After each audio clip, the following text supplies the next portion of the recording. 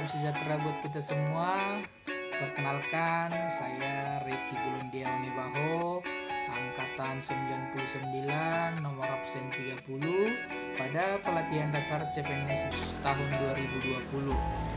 Sebelumnya saya mengucapkan terima kasih kepada Bapak Dr. Hieronymus Godang, SPD MSI, yang telah memotivasi, memberikan semangat kepada saya sehingga pada pembuatan video ini dapat berjalan dengan lancar.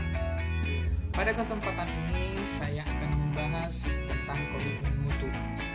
Komitmen mutu ini adalah salah satu nilai dasar dari PNS, di mana nilai dasar PNS itu ada 5. Yang pertama akuntabilitas, nasionalisme, etika publik, komitmen mutu, dan anti korupsi. Pada kesempatan ini saya akan membahas tentang komitmen mutu. Seorang PNS itu harus memiliki komitmen. Untuk mendapatkan komitmen mutu ini perlu ada orientasi mutu, bekerja secara efektif, bekerja secara efisien, dan harus memiliki inovasi.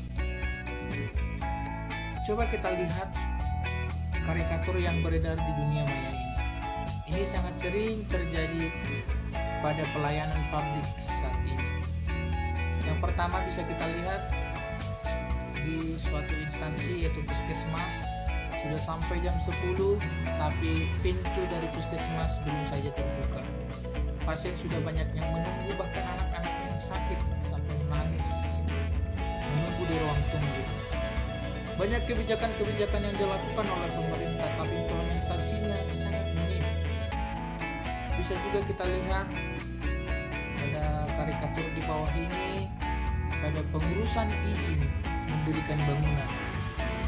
Sangat ada perbedaan di antara kedua orang ini. Salah satunya izinnya bisa cepat selesai, satu lagi izinnya harus menunggu 3 bulan baru selesai. Pertanyaannya, pada saat ini yang salah siapa?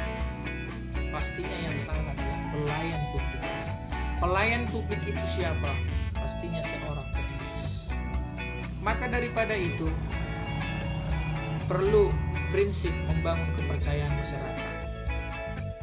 Prinsip dalam membangun kepercayaan masyarakat itu perlu efektivitas birokrasi, perlu pemerintahan yang efektif, efisien, dan produktif.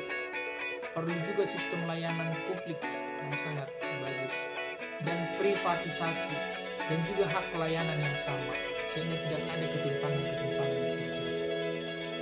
Seorang ASN itu harus memiliki nilai-nilai dasar pada orientasi mutu.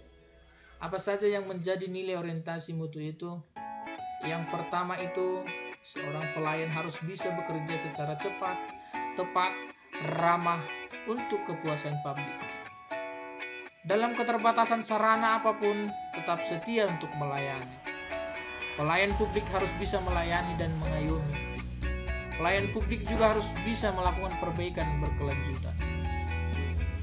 Seorang PNS itu harus bisa bekerja secara efektif dan efisien.